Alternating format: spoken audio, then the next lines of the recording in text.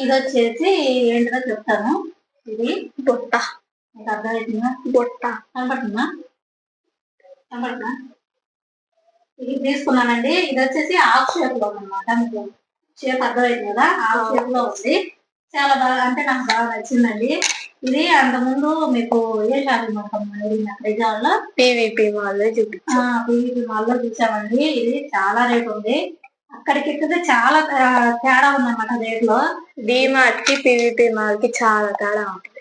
డిమార్ట్ కను చెప్పాలంటే ఈ లేస్ డిమార్ట్ లో 30 రూపాయలు, ఆడి 50 ఉండదు, 60 ఉంటుంది దీంట్లో.